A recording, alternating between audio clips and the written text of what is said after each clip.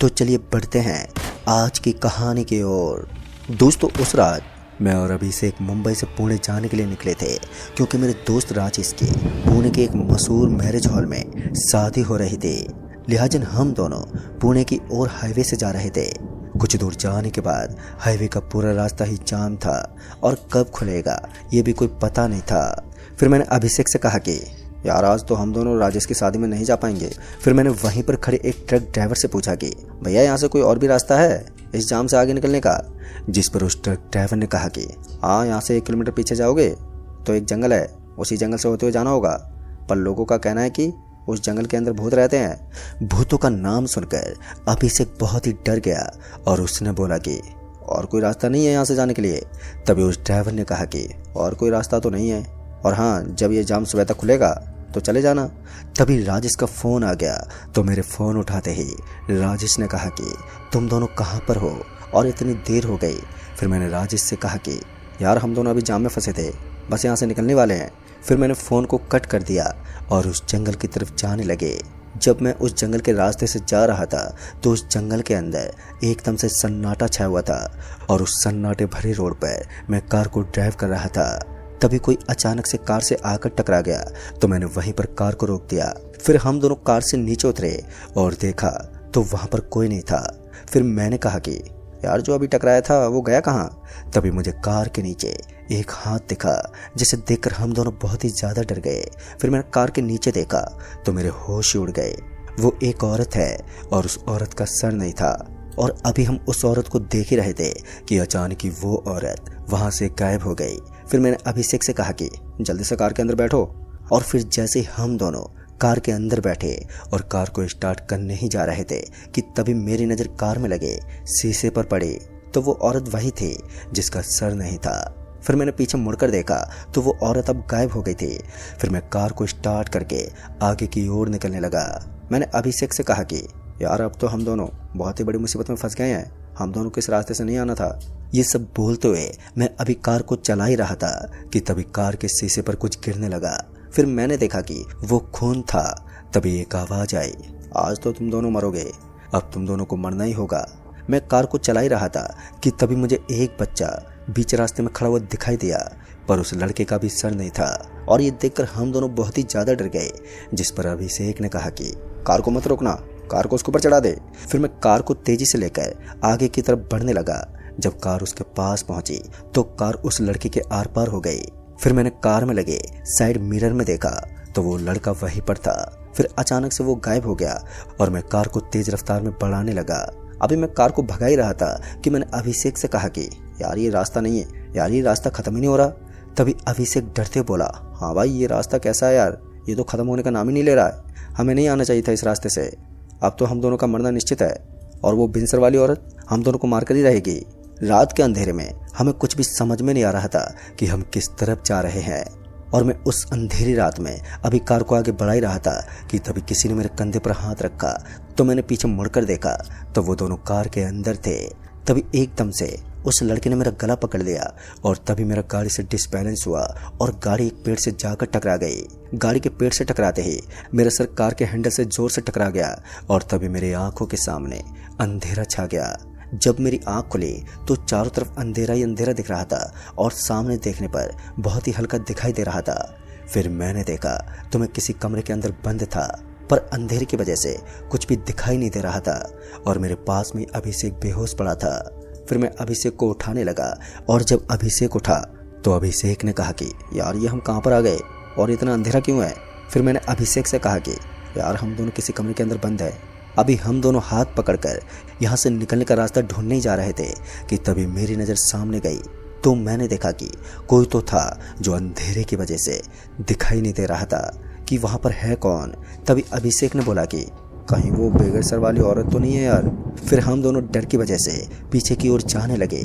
हम दोनों अभी पीछे की ओर जा ही रहे थे कि तभी एक आवाज़ आई, कौन है वहाँ पर? फिर मुझे लगा कि ये तो कोई इंसान की आवाज़ है। फिर हम दोनों उसके पास गए तो मैंने देखा कि वो एक आदमी था। फिर मैंने उस आदमी से कहा कि आप यहाँ पर कैसे आ गए? तभी उस आदमी ने बताया कि उस रात में घर जाने के लिए बहुत ही ज़्यादा लेट हो गया था और आसमान में बादल भी गरज रहे थे और बिजलियां बहुत ही जोरों से कड़क रही थी। हाईवे पर उस दिन एक एक्सीडेंट हुआ था। फिर मैंने सोचा कि इस जंगल को पार कर लूँगा और फिर उसके बाद मेरा गांव ही है। इस वजह से मैं जंगल के रास्ते से होकर जाने लगा। उस जंगल के अंदर काफ़ी खामोशी छाई थी। ऐसा लग रहा था कि बहुत ही कुछ ज़्यादा भयानक होने वाला हो।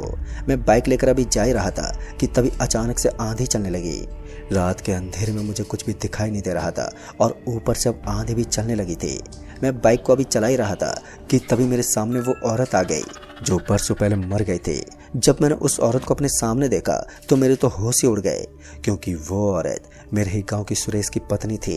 लिहाजा सुरेश एक अच्छा आदमी था जो हर किसी की मदद करता था और उसकी पत्नी बहुत ही बुरी औरत थी, क्योंकि वो पिशाच की पूजा करती थी। अगर वो औरत किसी बच्चे को देख लेती तो वो बच्चे को अपने बस में कर लेती थी और रात में बच्चों की बलि दे दिया करती थी। रात भर तंत्र मंत्र की पूजा किया करती थी और सुरेश ये सब करने के लिए उसे मना करता रहता था, पर उसकी पत्नी उसकी कोई बात नहीं मानती थी। और अगर सुरेश उसे रोकने की कोशिश करता तो उसे वो अपने बस में करके उसे भी अपने साथ बैठा लिया करती थी और साथ में बैठा कर वो शैतानों की पूजा करवाती थी। सुरेश का एक बेटा भी था और वो भी अपनी मम्मी की तरह ही हरकतें कर रहा था। वो भी बच्चों के साथ खेलते वक्त तो वो उन बच्चों के ऊपर वो सब किया करता था जो वो अपनी मम्मी से सीखता था, और वो सब करने के बाद वो अपनी माँ को आके बताता था।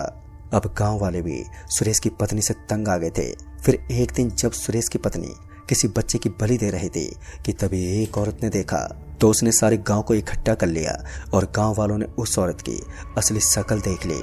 और साथ ही गांव वालों ने देखा कि सुरेश, जो कि उस औरत का पति था, वो वहीं पर बेहोश पड़ा था और उसका बेटा उसी के साथ बैठकर पूजा कर रहा था। तभी गांव की एक औरत ने कहा कि अरे डायन, तूने तो अपने पति को भी नहीं छोड़ा और अपनी तरह अपने बेटे को भी बना दिया तूने। फिर किसी ने सुरेश के ऊपर पानी की छींटें मारी तो सुरेश को होश आ गया, यानी कि वो अभी मरा नहीं था। फिर सुरेश ने देखा कि गांव के सभी लोग वहां पर इकट्ठा थे। फिर सुरेश ने कहा कि क्या हुआ जो आप सभी यहाँ पर हो? तभी एक आदमी ने बोला कि तुम्हें कुछ भी नहीं पता? तभी सुरेश ने कहा कि मुझे तो कुछ भी नहीं मालूम। फिर उस आदमी ने बताया कि तुम्हारी पत्नी प्रियांशु के बेटे की बलि दे रही थी। अच्छा हुआ जो मेरी नज़र पड़ गई, नहीं तो आज पता नहीं क्या होता। और तुम्हारी पत्नी की तरह ही तुम्हारा बेटा भी सीख रहा है। फिर गांव वालों ने उन सभी को गांव से निकाल दिया। तभी सुरेश ने कहा कि तसल्ली मिल गई तेरे को, अब तो खुश हो? तभी उसकी पत्नी ने कहा कि वो लोग बहुत ही पछताएंगे मुझे गांव से निकाल कर।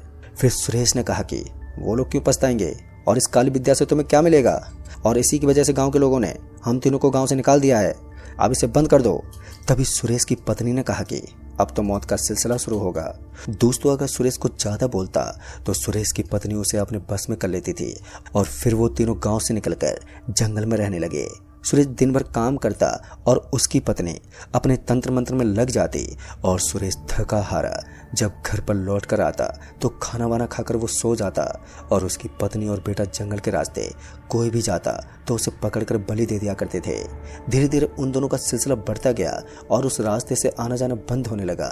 तभी एक दिन उस औरत को बलि देना जरूरी था तो सुरेश की पत्नी ने सुरेश को ही बलि पर चढ़ा दिया, जिससे वो दोनों और भी पावरफुल बन गए। अगर कोई भी इंसान उस जंगल से कुछ दूरी पर जा रहा होता तो उसे भी वो अपनी ओर खींच लिया करते थे और उसे भी बलि चढ़ा दिया करते थे।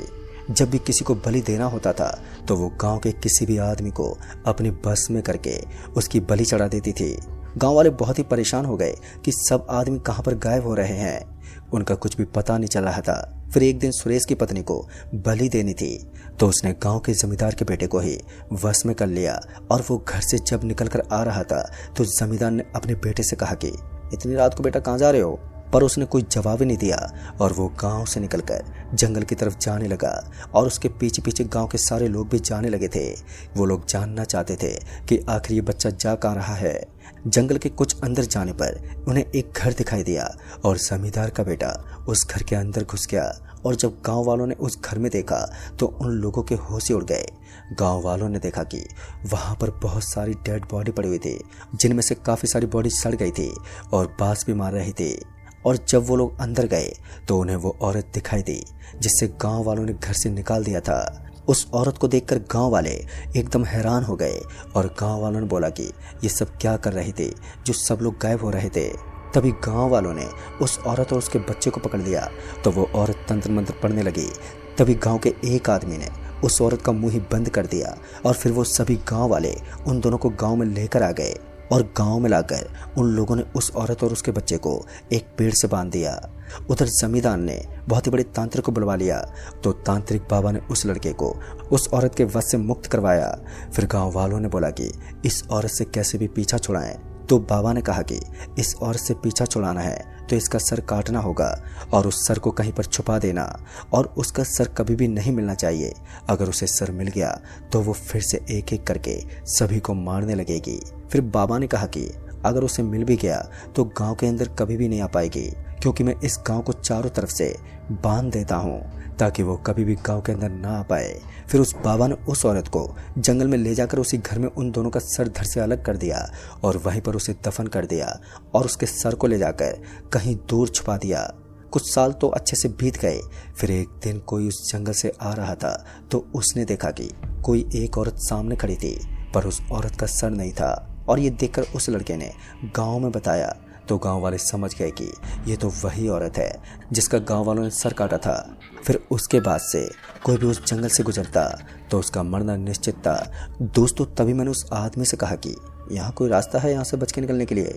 फिर उस आदमी ने बताया कि एक रास्ता है, पर उस रास्ते को कभी पार नहीं कर पाओगे। फिर मैंने उस आदमी से कहा कि मैं यहाँ से कैसे भी निकलना चाहता हूँ, बताओ आप।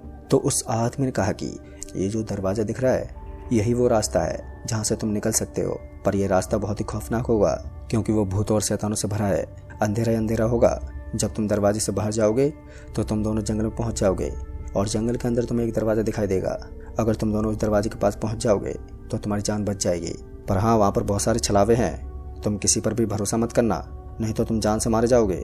इतना बोलने के बाद वो आदमी गायब हो गया और उसको गायब होता देखकर हम दोनों बहुत ही ज़्यादा डर गए। अब हम दोनों उस आदमी पर भरोसा करें या नहीं। तभी अभिषेक ने कहा कि यार और कोई चारा नहीं है। फिर हम दोनों उस आदमी के बताए हुए रास्ते पर जाने लगे। जैसे ही हम जंगल में गए तो वहाँ पर अंधेरा था और वो जंगल बहुत ही खौफनाक था। हम दोनों उस जंगल में ही जा रहे थे कि तभी एक शैतान हमारी तरफ आने लगा। डर की वजह से अभिषेक मेरा हाथ छोड़ के वहाँ से भागने लगा और वो उस जंगल में कहीं पर खो गया और साथ ही वो शैतान भी अब गायब हो गया। फिर मैं अभिषेक को ढूंढने लगा और अभी मैं उसे ढूंढ रहा था कि तभी फिर से एक चुड़ैल मेरी तरफ आने लगी। मैं बिना डरे हुए वहीं पर खड़ा रहा और वो चुड़ैल मेरे पास से आकर चली गई। तभी मुझे वो दरवाज़ा दिखाई दिया जहाँ से मैं जा सकता था। अभी मैं उस दरवाजे की तरफ जा ही रहा था कि तभी मेरा दोस्त अभिषेक दिखाई दिया, वो भी मरी हुई हालत में। पर अब मैं बिना देरी किए उस दरवाजे की ओर बढ़ने लगा कि तभी अभिषेक ने मेरा पैर पकड़ लिया और उसकी आंखें एकदम से लाल हो गई थी। फिर मैं अभिषेक से अपना पैर छुड़ाकर उस गेट से बाहर निकल गया और जब मैं वहां से बाहर निकला तो मैंने पाया कि मैं एक हाईवे पर हूँ, जिस हाईवे से मैं पुणे जा रहा था। दोस्तों खैर मैं तो किसी तरह बच गया, पर मेरे दोस्त अभिषेक के साथ उस रात क्या हुआ होगा और वो कहाँ पर चला गया, इस बात का मुझे आज तक पता नहीं चला, जिसका गम मुझे आज भी खाया जाता है। तो दोस्तों इस कहानी में बस इतना ही। कहानी आपको पसंद आई हो तो वीडियो को लाइक शेयर जरूर कर दें और साथ ही हमें नीचे कमेंट बॉक्स में ज़रूर बताएं ऐसी एक और नई कहानी के साथ। तब तक के लिए बाय एंड टेक केयर।